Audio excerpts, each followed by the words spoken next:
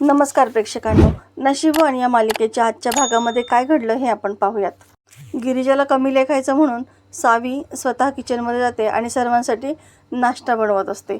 तेव्हा वासंती येऊन तिला खूप समजावण्याचा प्रयत्न करते. अगं हे चुकीचं आहे, पण ती तिचं काहीच ऐकत नाही आणि स्वतःच चालू ठेवते. तेव्हा वासंती गिरिजाला येऊन सांगते.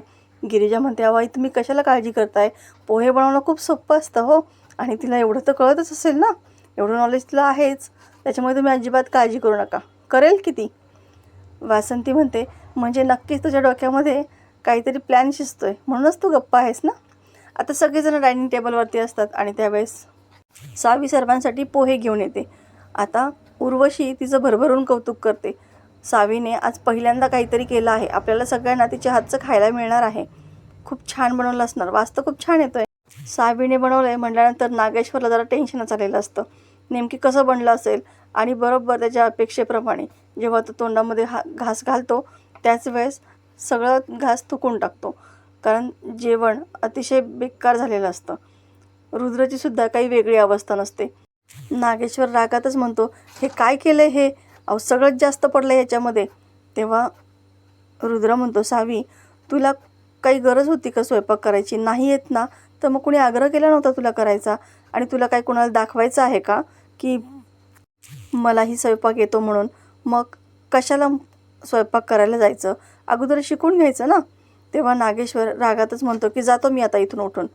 गिरिजा म्हणते, अहो आबासाहेब असं काय करतायत, तुमची सून जोपर्यंत या घरामध्ये आहे तोपर्यंत तुम्हाला अशी उपाशीपोटी घराबाहेर जाऊ देईल का, तुम्ही मला फक्त 5 मिनिट द्या, मी लगेच आले. आणि गिरिजा अगदी काही वेळातच लगेच सर्वांसाठी नाश्ता घेऊन येते. तिने रात्रीच्या भाताला छान फोडणी दिलेली असते. आता उर्वशी म्हणते, बघ सावी तुझ्यामुळे मला शिळं खावं लागतंय. नागेश्वरही म्हणतो, आता हे शिळं खाऊन आम्ही जायचं आहे का बाहेर. वासंती म्हणते, तुम्ही एकदा खाऊन तर बघा ना. तेव्हा रुद्र पहिला घास टेस्ट करतो आणि त्याला ते इतकं प्रचंड आवडतं, तो गिरिजाचं भरभरून कौतुक करतो. आता नागेश्वरसुद्धा खातो, तेव्हा त्याच्या चेहऱ्यावरती आपसुकच स्माईल येतं आणि तो मटामट खाऊ लागतो. आणखी शिल्लक आहे ना भात, असं विचारतो. तेव्हा गिरिजाला तर खूप आनंद झालेला असतो. रुद्र म्हणतो, गिरिजा तुम्ही ना एकदम सुगरण आहात हो. आता सावीला तिचं कौतुक केलेलं काही आवडत नाही. आता सगळेजण निघून जातात त्यावेळेस सावी चालताना अडखळते आणि गिरिजा तिला सांभाळते. गिरिजा मुद्दाम तिला म्हणते, अगं सावर स्वतःला, आत्ता मी आहे म्हणून सावरलं, नंतर कोण बरं सावरेल तुला, त्यामुळे जरा जपून चालत जा ना. सावी रागातच म्हणते, गरज नाही आहे मला तुझ्या सावरण्याची, माझी मी समर्थ आहे. तेव्हा गिरिजा म्हणते, अगं आत्ता नाही गं, जेव्हा रुद्रला कळेल की NGOमध्ये जी आग लागली होती त्याच्यामध्ये तुझा हात आहे, त्यावेळेस काय होईल तुझं, तेव्हा तुला सावरायला रुद्रसुद्धा नसतील. तुला काय वाटलं मी अडाणी आहे म्हणजे मूर्ख आहे का, मला कळालं की तूच ती आग लावली होतीस. अगं तुला हे करताना लाज नाही वाटली का, रुद्राच्या NGOमधील छोट्या छोट्या लहान मुलांनासुद्धा तू वेठीला धरलंस, कारण काय, तर फक्त मला त्रास द्यायचा म्हणून. अगं खरंच तुझ्या विचारांची ना कीव करावीशी वाटते. तुला हाही विचार मनात नाही आला, जेव्हा हे सगळं रुद्रला कळेल त्यावेळेस त्यांना किती वाईट वाटेल. अगं ते आयुष्यामध्ये तुला कधीच माफ करणार नाही. त्यामुळे आता मी तुला शेवटचं सांगते, पुन्हा हे असं काही करायला जाऊ नकोस, नाहीतर गाठ माझ्याशी आहे. आता सावी काही तिची चूक मान्य करायला तयारच नसते आणि ती उलटी गिरिजालाच शहाणपणा शिकवू लागते. आणि काय गं, माझं एक ठीक आहे, मला तरी कॉम्प्युटर चालवता येतं, इंग्रजी बोलता येतं, पण तुझं काय, फक्त घरामध्ये स्वयंपाक बनवता येतं, तो काय गं आचारीसुद्धा बनवेलच की. तेव्हा गिरिजा तिला म्हणते की हो, हॉटेलमधले आचारी बनवतात ना स्वयंपाक, पण म्हणून आपण रोज रोज बाहेर जेवायला जात नाही. शेवटी घरच्या लक्ष्मीच्या हातामध्ये जी चव असते ना, ती बाहेरच्या हॉटेलवाल्यांच्या हाताला येत नाही. आता सावी तिला चॅलेंज करते की लाव पैंज, तू कम्प्युटर आणि इंग्लिश शिकून दाखव, मी स्वयंपाक शिकून दाखवते की बघ. गिरिजा म्हणते, मला तुला दाखवायची काहीच गरज नाही आहे, आणि मला जरी शिकायचं असेल ना तर मी ते शिकेल, आणि ते सुद्धा रुद्रसाठी. तुला दाखवायचं म्हणून तर नक्कीच नाही. तेव्हा सावी तिला मुद्दाम उकसवते, अगं थोडक्यात असं म्हण ना की तुला ते जमणार नाही म्हणून, कारण हे सगळं करणं तुझ्या बसची बात नाही आहे. गिरिजा म्हणते, असं असेल तर मी तुला ते शिकवून दाखवेलच. आता गिरिजा रुद्रासाठी चहा घेऊन येते आणि रुद्राला म्हणते की सावी किती छान इंग्लिश बोलते, कम्प्युटरसुद्धा चालवते ना, म्हणजे मला नाही येत इंग्रजी बोलता आणि कम्प्युटरसुद्धा चालवता येत नाही, पण मला खरंच सावीचा खूप अभिमान वाटतो हां. तेव्हा रुद्र म्हणतो त्यात काय एवढं, तिला संधी मिळाली होती म्हणून ती शिकली, तुम्हाला मिळाली असती तर तुम्हीसुद्धा शिकला असतात. तेव्हा ही मनातच म्हणते अजूनही मला संधी मिळू शकते ना, मी अजूनही शिकू शकते. आणि तसं ती रुद्राला बोलूनही दाखवते, म्हणजे आत्ता जर मला संधी मिळाली तर मला जमेल का? तेव्हा रुद्र म्हणतो अहो का नाही जमणार, अगदीच जमेल. तेव्हा गिरिजालासुद्धा खूप आनंद होतो आणि कुठेतरी स्वतःबद्दल कॉन्फिडन्स निर्माण होतो. रुद्र म्हणतो तुम्ही आत्ता बोललात ना, मग आत्ताच लगेच सुरुवात करूयात, या इकडे. आणि मग तो हाताला धरून खुर्चीवरती तिला बसवतो आणि तिला लॅपटॉप कसा चालवायचा हे शिकवू लागतो. आता गिरिजा त्याच्याकडे पाहतच राहते आणि हे सगळं सावी पाहते. ती मनातच म्हणते की आता ही गिरिजा रुद्रच्या पाठीमागे लागली आहे आणि माझ्या डोक्यावर बसायला लागली आहे. जर तिने हे सगळं शिकवून दाखवलं ना तर मग माझं काही महत्त्वच उरणार नाही. आता गिरिजा आणि रुद्र अतिशय जवळ असतात. रुद्र तिला सगळं व्यवस्थित सांगत असतो आणि त्याप्रमाणे गिरिजासुद्धा सगळं ऐकत असते.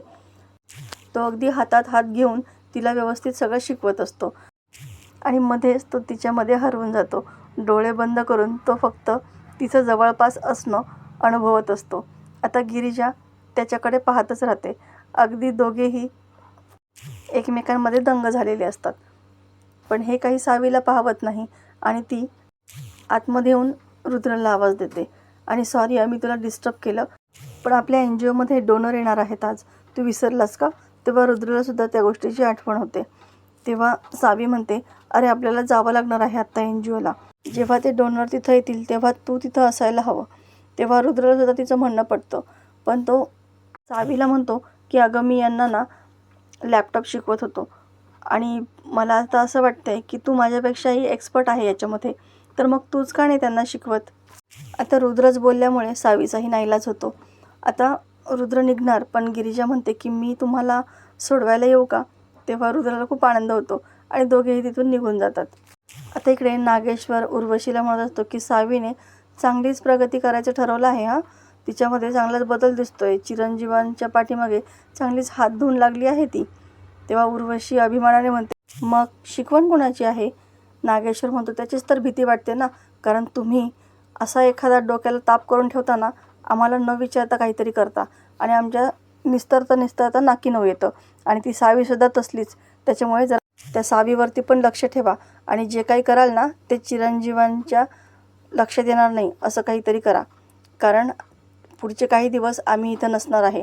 त्याच्यामुळे घरची आघाडी सगळी तुम्हालाच सांभाळायची आहे. एकतर ती वारसदार पोरगी सापडत नाही आहे, देवकी तोंडात उघडत नाही आहे. प्रभात जर आत्ता असताना तर एवढी वेळच आली नसती आमच्यावरती, पण ती वारसदार पोरगी अगोदर आम्हाला शोधून काढावीच लागणार आहे. ती कोण आहे, कुठं आहे, तोपर्यंत आमचं डोकं काही शांत होणार नाही. आता नेमकी त्याचं हे बोलणं रुद्र ऐकतो आणि वारसदार, कोण वारसदार, कोणाला शोधताय तुम्ही असं तो विचारतो. तेव्हा नागेश्वर नेहमीप्रमाणेच थाप मारतो, अहो आमचे पक्षश्रेष्ठी आहेत ना ते आता रिटायर होणार आहेत आणि मग त्यांच्यानंतर त्यांच्या गादीवरती कोण बसणार, त्यांचा वारसदार कोण असेल याचीच आम्हाला चिंता लागली आहे. काय आहे ना, राजकारणात काही होऊ शकतं. तेव्हा रुद्र त्यांनाच म्हणतो अहो तुम्ही काळजी करू नका, सापडेल की त्यांना त्यांचा वारसदार. आता नागेश्वर म्हणतो हे बघा पुढचे काही दिवस ना आम्ही इथे नाही आहे, त्याच्यामुळे घरचं तुम्ही सगळं सांभाळाल ना. रुद्र म्हणतो तुम्ही अजिबात काळजी करू नका आबासाहेब, आम्ही इथलं सगळं व्यवस्थित सांभाळू. मला जरा NGOमध्ये काम आहे, मी जाऊन येतो. आणि मग गिरिजा आणि रुद्र दोघेही तिथून निघून जातात. नागेश्वर उर्वशीला म्हणतो की शेपूट जरा जास्तच मागं करते असं नाही वाटत आहे का तुम्हाला? जरा लक्ष ठेवा त्या गिरिजावरती जास्तच मागं करते ती चिरंजीवांच्या. तेव्हा उर्वशी म्हणते तुम्ही अजिबात काळजी करू नका, तिला कसं ताब्यात ठेवायचं ना हे मला चांगलंच माहिती आहे. नागेश्वर तिथून निघून जातो आणि उर्वशी त्याच्या खुर्चीवरती जाऊन बसते. इथून पुढे काही दिवस आता या घरावरती फक्त माझंच राज्य असणार आहे, सगळं माझ्याच कंट्रोलमध्ये असणार आहे. त्यामुळे ती मनोमन खुश झालेली असते. आता इकडे गिरिजा मुद्दाम सावीला म्हणते आता यांनीच तुला मला लॅपटॉप शिकवायला सांगितलं आहे ना, त्याच्यामुळे मला शिकवावंच लागणार आहे. आणि कसं आहे ना, म्हणजे तू मला चॅलेंज दिलं आहेस पण आता तूच हरणार आहेस. म्हणजे कसं आहे ना, गुरुच जर मला व्यवस्थित नसेल तर शिष्याचं काय होणार तुलाही कळतं आहे ना.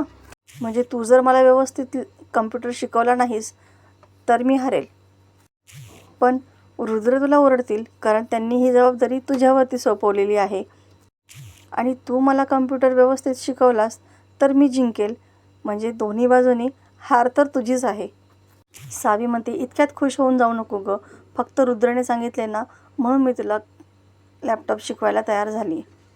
पण खरं तर गिरिजाच्या बोलण्याने तिचा चांगला चेहरा पडलेला असतो.